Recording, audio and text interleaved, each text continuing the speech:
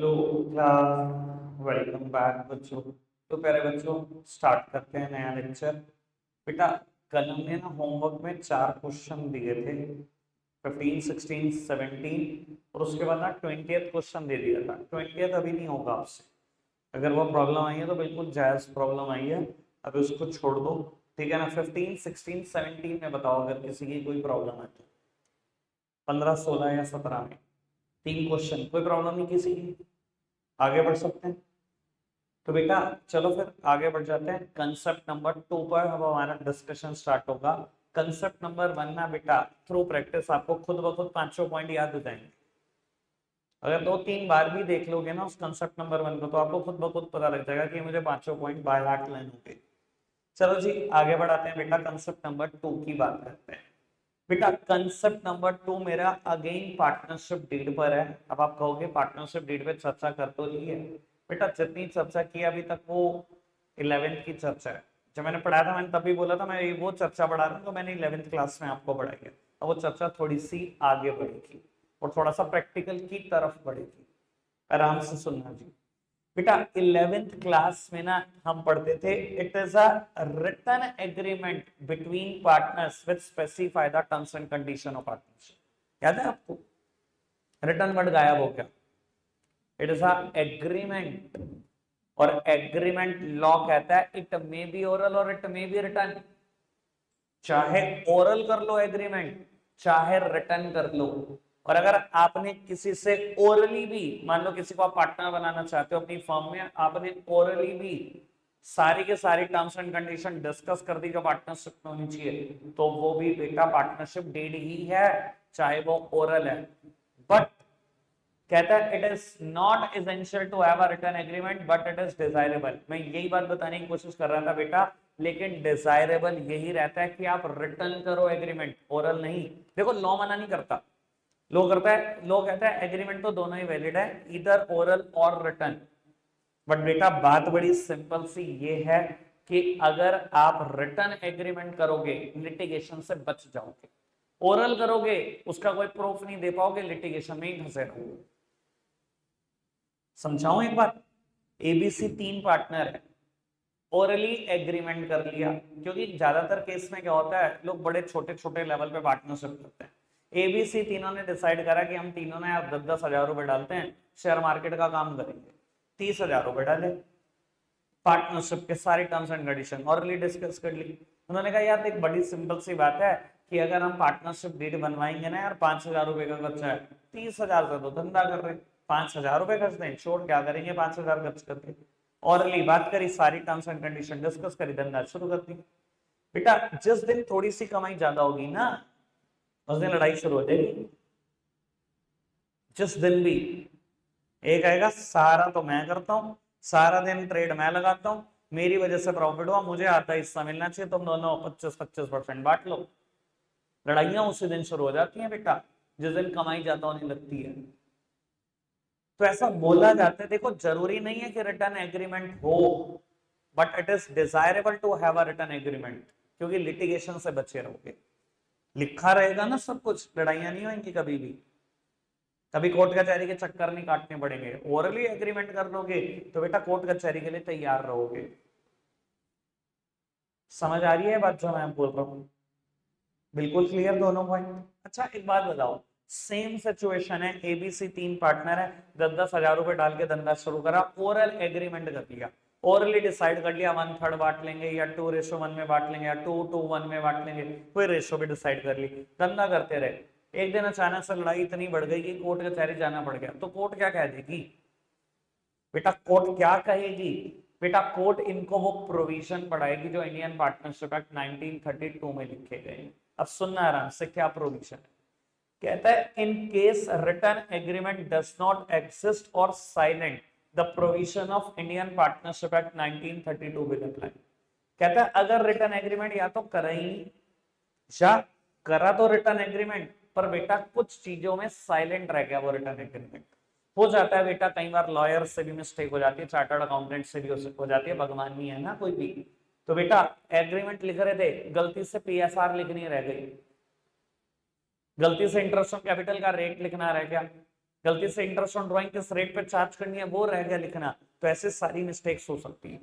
कहता है या तो अगर पार्टनरशिप डीड है ही नहीं, मतलब रिटर्न एग्रीमेंट भी नहीं है, अच्छा थी था तो रिटर्न एग्रीमेंट बट बेटा साइलेंट रह गया, ऐसे सभी केसेस में क्या होगा, provision of Indian Partnership Act 1932 will apply.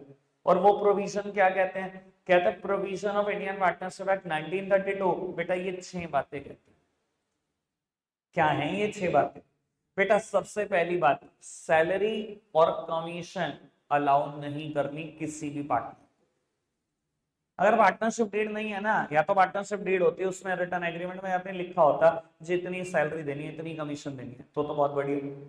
अगर पार्टनरशिप डीड है ही नहीं और आप पहुंच गए कोर्ट लड़ते लड़ते, तो कोर्ट क्या कहेगी, कोर्ट कहेगी मैं तो प्रोविजन लगाऊंगी इंडियन पार्टनरशिप एक्ट 1932 के, और उसमें क्या लिखा है कि किसी भी पार्टनर को कोई सैलरी नहीं मिलेगी, कोई कमीशन, कोई रेम्युनरेशन नहीं मिलेगी, खत्म कहानी। आगे बढ़े बेटा, what about interest on capital, वो भी नहीं मिलेगा, not allowed. But about interest on drawings, वो भी नहीं ले सकते किसी पार्टनर से, पार्टनरशिप हम वो भी नहीं ले सकती। अब मैं आपको बताऊं, कभी भी इन तीनों के बारे में याद करने की ना कोई बहुत खासी जरूरत नहीं है। दिमाग में पता क्या रखो, P and L appropriation account, भाई यही 3 मेन आइटम है P and L appropriation account की, चौथी ट्रांसफर टू रिजर्व है। मेन आइटम ये तीनों है, तीनों में से कुछ भी नहीं देना, ना देना ना लेना, ना सैलरी देनी ना कमीशन ना रेम्यूनरेशन, ये तो एक ही बात है। इंटरेस्ट ऑन कैपिटल भी नहीं देना, इंटरेस्ट ऑन ड्रॉइंग्स भी चार्ज नहीं करना, तीनों उड़ गए। What about profit losses, it must be shared equally, profit हो या लॉस कैसे बटेगा बेटा, इक्वली ही बटेगा, ठीक है। अब मेरी बात सुनो, अगर मैं अभी तक मैंने जितना पढ़ा है और थर्ड और फोर्थ पॉइंट को कंबाइन करूं, मान लो रिटर्न एग्रीमेंट लिखा गया लेकिन गलती से प्रॉफिट शेयरिंग रेशो लिखनी रह गई, तो क्या होगा? मैंने क्या बोला है, या तो रिटर्न एग्रीमेंट ना हो या साइलेंट हो। अब पीएसआर को लेके बस साइलेंट है ना, पीएसआर है नहीं, तो बेटा क्या होगा ऐसे केसेस में, यही प्रोविजन लगेंगे, यानी कि प्रॉफिट हो या लॉस कैसे बटेगा, इक्वली बटेगा, ठीक है। और मैं कहूं इंटरेस्ट ऑन कैपिटल का रेट लिखना रहेगा, वैसे तो रिटर्न एग्रीमेंट है तो इंटरेस्ट ऑन कैपिटल बेटा बट नहीं सकता। 4 बातें क्लियर है, कोई दिक्कत कोई परेशानी तो नहीं, आगे बढ़ जाए बेटा। फिफ्थ और सिक्स्थ बात में थोड़ा सा बोर्ड का सहारा लेकर आराम से समझा दूं बेटा। आप पार्टनरशिप फर्म हो और मान लो आपको किसी पार्टनर ने लोन दिया है, और ये जो रेट ऑफ इंटरेस्ट है कि अगर पार्टनर पार्टनरशिप फर्म को लोन दे किस रेट ऑफ इंटरेस्ट पे दे, ये rate of interest partnership deed में कहीं मेंशन नहीं है, और आपने कोई रिटर्न एग्रीमेंट करा नहीं, ऑरली डिसाइड हुआ होगा, कोई रेट हुआ होगा, और बेटा मैटर कोर्ट कचहरी तक पहुंच गया, ये पार्टनर कह रहा है जी मेरे को पार्टनरशिप फर्म को मैंने लोन दिया था, मुझे ब्याज तो दिलवाओ। कोर्ट क्या कहेगी ऐसे केसेस में कि मैं तो प्रोविजन पढ़ूंगी, और प्रोविजन में लिखी हुई है बात कि अगर पार्टनरशिप फर्म ने पार्टनर से कोई लोन लिया है तो पार्टनर को 6% पर एनम इंटरेस्ट देना ही होगा। 6% पर एनम समझते हैं सब, साल का 6% ब्याज देना ही पड़ेगा। देखो कोर्ट कहती है कि अगर आप काम करने के लिए किसी थर्ड पार्टी से लोन लेते तो उसको भी तो ब्याज देते। इस सिचुएशन में ये कभी मत समझो कि आपका पार्टनर है, इस सिचुएशन में ये समझो भैया मैंने तो लोन लिया, चाहे वो किसी से लिया, पार्टनर से लिया, थर्ड पार्टी से, मैं तो काम धंधा करने के लिए तो पैसे मिले, एक मैं चाह रहा हूँ ब्याज भी ना दो, तो ऐसा नहीं हो सकता, आपको 6% पर एनम ब्याज देनी पड़ेगी, ठीक है जी। लेकिन उसका उल्टा प्रोविजन बड़ा खतरनाक है, मतलब बहुत अजीब लगता है मुझे भी पढ़ाते टाइम। अगर पार्टनरशिप फर्म ने किसी पार्टनर को लोन दिया तो, और अगर कोई ब्याज तय नहीं हुई या ब्याज ऑलरेडी तय हुई थी और लड़ाई होगी, तो क्या हम पार्टनर से कोई भी इंटरेस्ट चार्ज कर पाएंगे? कोर्ट कहती है नहीं, पार्टनर से 1 रुपए की ब्याज नहीं मिल सकता। मतलब अगर पार्टनरशिप फर्म ने लोन दिया पार्टनर को तो कोई ब्याज चार्ज नहीं कर सकते, लेकिन अगर पार्टनर ने लोन दिया पार्टनरशिप फर्म को तो आपको 6% पर एनम इंटरेस्ट देना होगा। कोई दिक्कत कोई परेशानी तो नहीं, समझ में आ गए 6 के 6 प्रोविजन क्या है? देखो अभी तक अगर मुझे सम अप करना हो मैंने क्या पढ़ा कंसेप्ट नंबर 2 में, तो बेटा कंसेप्ट नंबर 2 कहता है कि आप पार्टनरशिप डीड ऑरली भी बना सकते हो और रिटर्न भी बना सकते हो। पार्टनरशिप डीड का मतलब क्या है? Agreement between partner which specify the terms and condition of partnership. कि सारी शर्तें आप ऑरली भी तय कर सकते हो और रिटर्न भी तय कर सकते हो, but it is desirable to have a written agreement, क्योंकि लिटिगेशन से अगर बचना है तो वो रिटर्न चीजें ही प्रूफ होती हैं, और चीजें प्रूफ नहीं होती भैया, ठीक है जी। और अगर गलती से, क्योंकि ना ये नए नवेले जो जोश है इन्हें ज्यादा, लॉ का ज्ञान कम होता है और जोश ज्यादा होता है, कहीं दिमाग में तुम्हारे ये आ रहा हो कि मैं तो अपने दोस्त की रिकॉर्डिंग कर लूंगा ओरली तय करके और रिकॉर्डिंग कोर्ट को दिखा दूंगा, सबसे पहले आप जेल जाओगे। इंडिया में नया कानून है जो कहता है कि कॉल रिकॉर्डिंग करना अलाउड नहीं है, पहले आप पहुंच जाओगे जेल उसको बचाने के चक्कर में। तो जोश थोड़ा कम और ज्ञान थोड़ा ज्यादा, ये काम आएगा आपको। इसलिए मैं बोल रहा हूं ओरल कोई प्रूफ नहीं है, कभी प्रूफ नहीं कर पाओगे, अगर किसी की आवाज गलती से भी रिकॉर्ड करती है उसको प्रेजेंट नहीं कर सकते आप as a evidence in court, आपको भुगतना पड़ेगा बहुत कुछ, वरना। समझ में आती है इतनी बात? अभी तक कोई दिक्कत कोई परेशानी तो नहीं? तो बेटा अगर मैं कहूं पार्टनरशिप डीड मतलब रिटर्न नहीं थी, या रिटर्न थी लेकिन कुछ प्रोविजंस को लेकर साइलेंट रह गई, तो क्या होगा? Provision of Indian Partnership Act 1932 will apply. क्या है ये 6 provision? Salary commission remuneration not allowed, interest on capital not allowed, interest on drawings not charge. जब मैं वर्ड बोलता हूँ समझ में आता है नॉट अलाउड और नॉट चार्ज? नॉट अलाउड मतलब नहीं देंगे, नॉट चार्ज मतलब नहीं लेंगे। मैं सारी बातें पार्टनरशिप फर्म के लिए बोल रहा हूँ। पार्टनरशिप फर्म सैलरी का इंटरेस्ट ऑन कैपिटल देती है ना, वो नहीं देगी। इंटरेस्ट ऑन ड्रॉइंग्स तो लेती है ना, वो नहीं लेगी, नॉट चार्ज। ठीक है जी। What about profit losses? It must be shared equally. Interest on loan given by the partner 6% per annum interest देना पड़ेगा, और interest on loan given by the partnership firm again no interest would be charge. अगर partnership firm ने कोई loan दिया है तो आप कोई ब्याज चार्ज नहीं कर पाओगे, कोई भी ब्याज नहीं ले पाओगे। क्या अभी तक सारी बात समझ आती है? सारे प्रोविजन डन है? एक बार दोबारा से सिर्फ कंफर्म कर दो मुझे, ये 6 के 6 प्रोविजन पढ़ गए। अभी हम कंसेप्ट नंबर 3 नहीं पढ़ेंगे, बस इस पर बेस क्वेश्चन लिखेंगे, इतना देखना फटाफट से।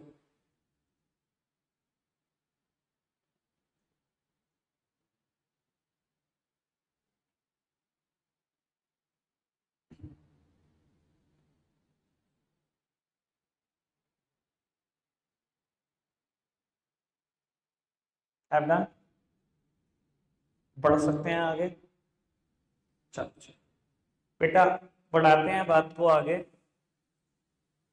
मैं अभी एक काम करता हूँ, पहले ना इस पर बेस कुछ क्वेश्चन करा देता हूँ, फिर बेटा कंसेप्ट नंबर 3 की तरफ बढ़ो। कम से कम 2 क्वेश्चन तो करते हैं कंसेप्ट नंबर 1 पर बेस।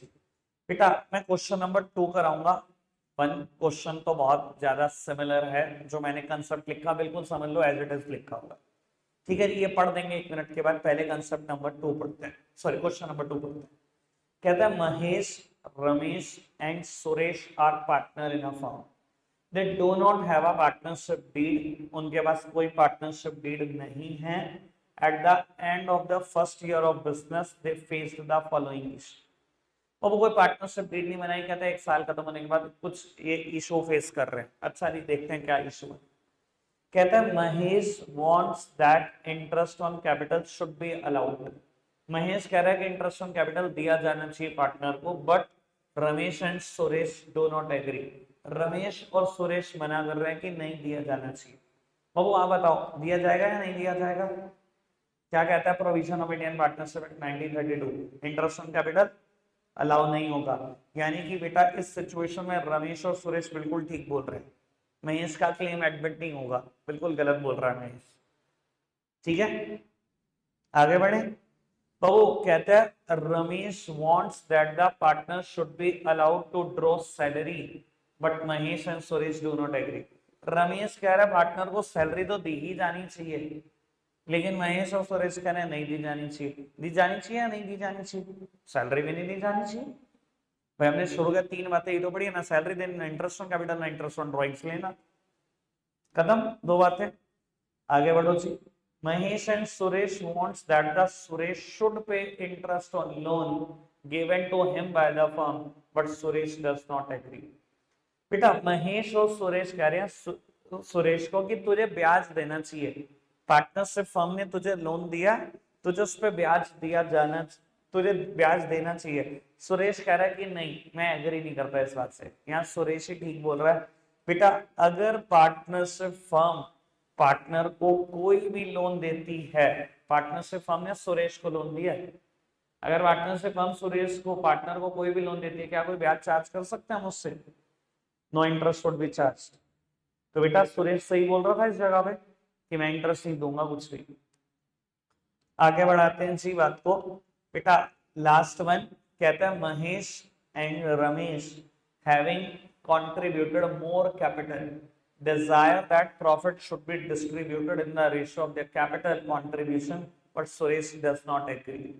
बेटा कहता है महेश और रमेश ने ना ज्यादा पैसा लगाया बिजनेस में।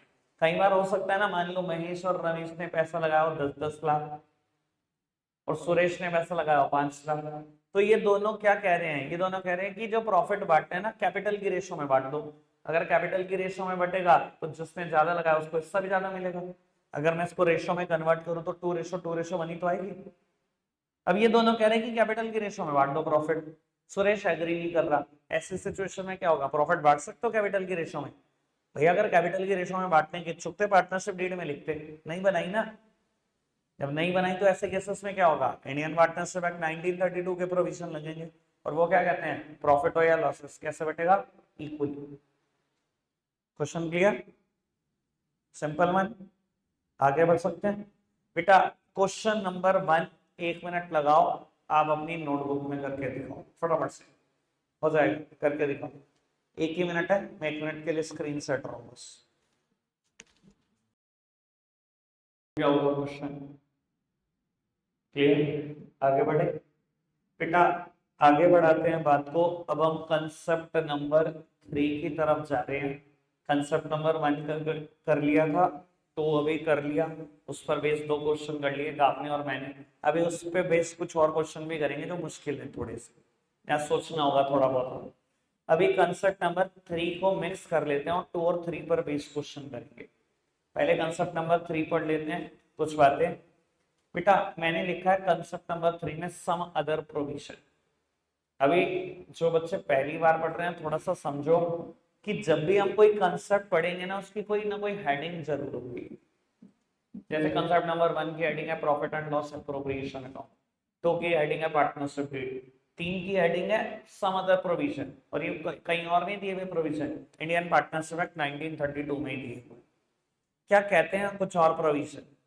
बाबू फर्स्ट वन पढ़ना।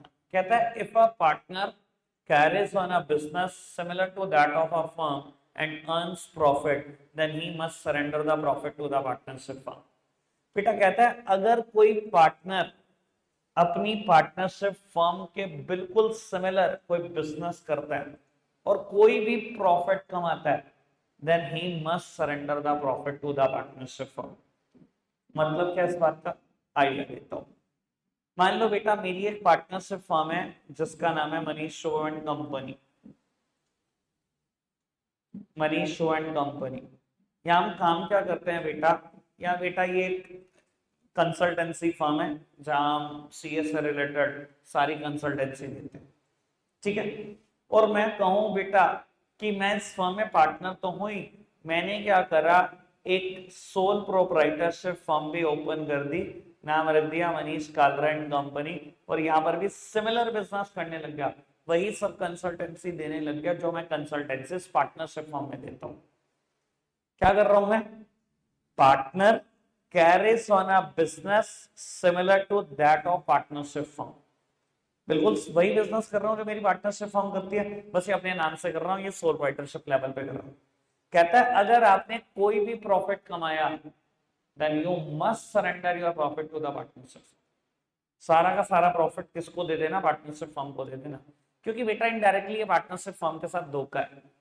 आप अलग से कोई काम करना चाहते हो कर लो, लेकिन आप इसके सिमिलर काम करना चाहते हो तो ये तो बेटा सरासर धोखा है ना।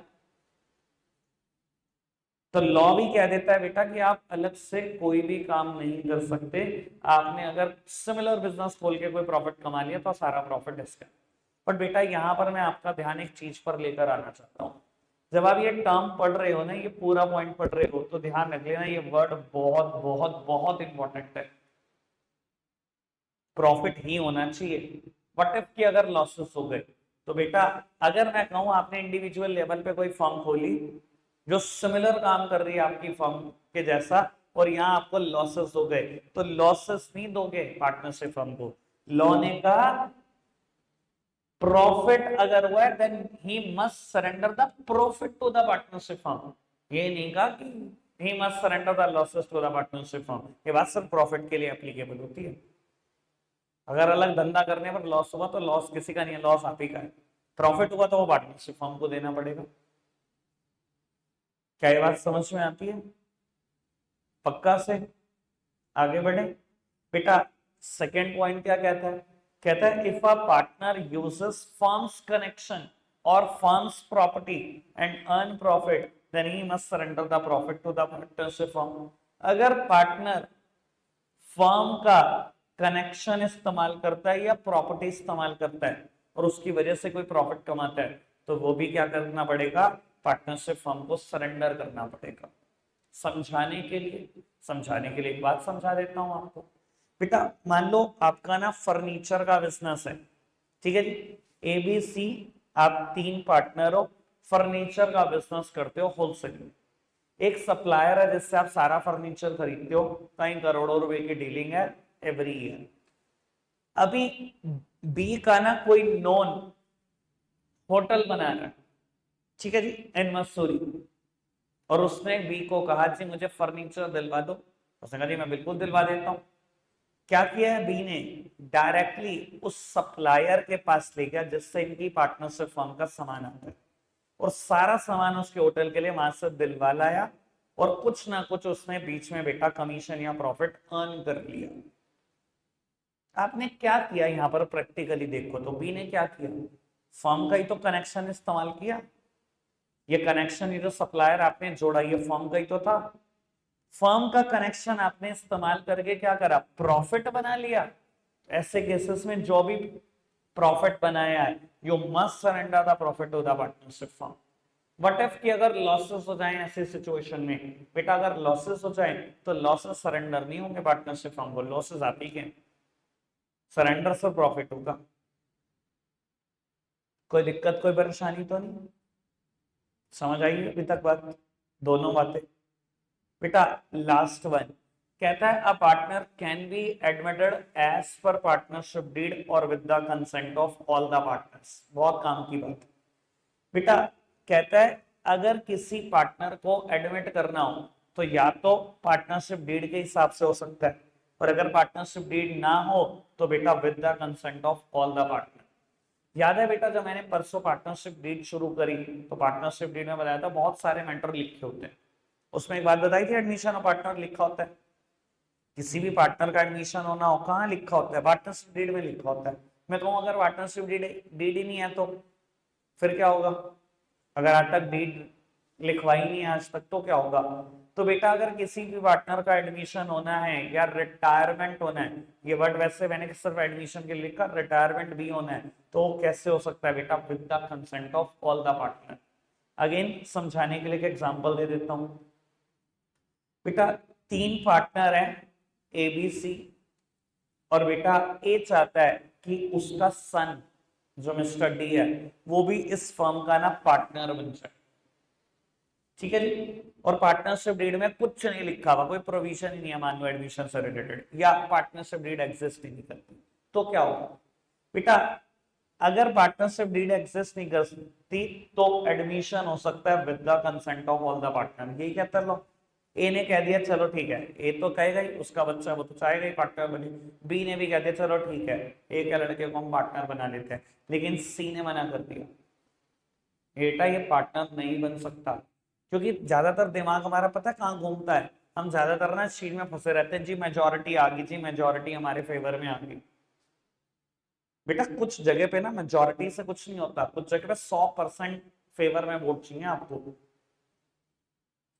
तो लॉ कहता है ऐसी सिचुएशन में पार्टनर बनाया जा सकता है with the consent of all the existing partners. सब एग्जिस्टिंग पार्टनर हाँ करेंगे तो ही पार्टनर बनेगा, मेजोरिटी के भी होने से कुछ नहीं होता। क्लियर है बात? समझ में आते हैं प्रोविजंस? आगे बढ़े, क्वेश्चन करें इस पर बेस्ड। चलो क्वेश्चन करते हैं अगेन, एक आध मौका मैं आपको दूंगा।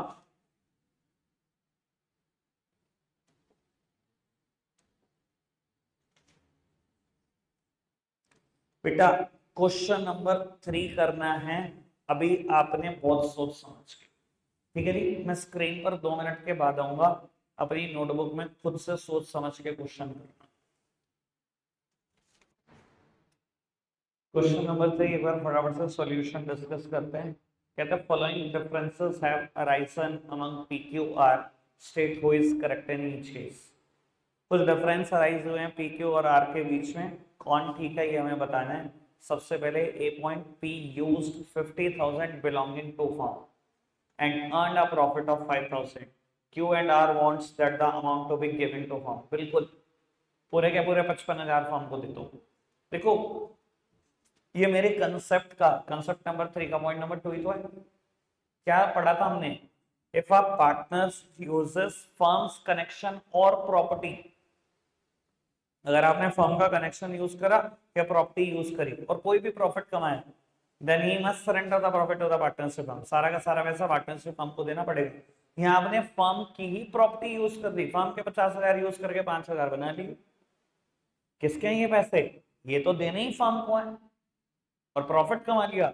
You must surrender the profit to the partnership firm. पूरे 55,000 रुपए देने पड़ेंगे फर्म को। ठीक है जी, आगे बढ़ाओ बात को। कहता है Q used 10,000 belonging to the firm and incurred losses of 1,000। Firm की प्रॉपर्टी तो यूज करी Q ने, लेकिन लॉस कमाया।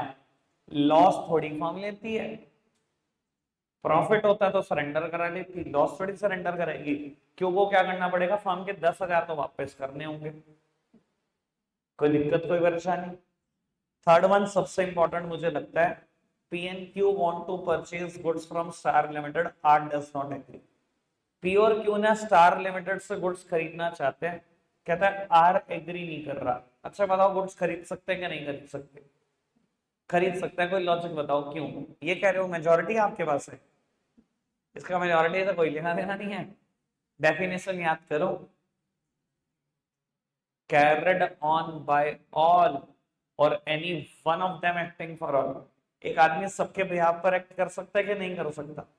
अगर मैं कहूं पी ने एग्रीमेंट साइन कर दिया स्टार्ट लिमिटेड से कि गुड्स तुझसे खरीदेंगे, तो क्यू और आर भी क्या कर लेंगे? अगर एक आदमी ने भी कह दिया तो यहां तो फिर भी तुम दो हो इकट्ठे, तो सारी तो नहीं है तुम्हारे साथ। मैं कहूं अगर पी ने एग्रीमेंट साइन कर दिया तो क्यू और आर तब भी क्या कर लेंगे? कैरिड ऑन बाय ऑल और any one of them acting for all. एक आदमी अपने एक्ट से पूरी पार्टनरशिप फॉर्म बाइंड कर देता है, तब भी गुड्स खरीद सकते थे अगर खाली पी भी एग्रीमेंट साइन कर दे तो। क्लियर है बात? ठीक है जी, 3 बातें। Fourth one, Q and R wants to admit W as a partner, P does not agree. Q और R चाहते हैं W पार्टनर बन जाए, P मना कर रहा है। सब ये लॉ कहता है कि अगर एडमिशन होगा या तो पार्टनरशिप डीड के हिसाब से होगा, वो अगर नहीं है तो with the consent of all the partner. अगर P ने मना कर दिया तो एडमिशन W का नहीं हो सकता। And last one, R had given loan of 2 lakh to the firm। Partner ने लोन दिया partnership firm and demand interest at the rate 6% per annum. बेटा 10% पर एनम ब्याज मांग रहा है। P and Q do not want to pay the interest, और P और Q कह रहे ब्याज देंगे नहीं बिल्कुल भी। सर अगर पार्टनर पार्टनरशिप फर्म को लोन देगा तो कितनी ब्याज देनी पड़ेगी लॉ के हिसाब से? 6% पर एनम। तो ये 10% वाली बात गलत है, 6% तो देना ही पड़ेगा लेकिन आपको आर हर साल। ठीक है जी, क्वेश्चन नंबर 1 2 3 डन, यहीं पर डन हो गए। आपको 4 5 और 6 करके नहीं, बस 4 और 5 करके आने। कल आएंगे 4 और 5 की प्रॉब्लम लेंगे, बस आपके लिए 2 क्वेश्चन होंगे इस बात। रखते हैं आज के लिए इतना ही है प्यारे बच्चों, बाय बाय।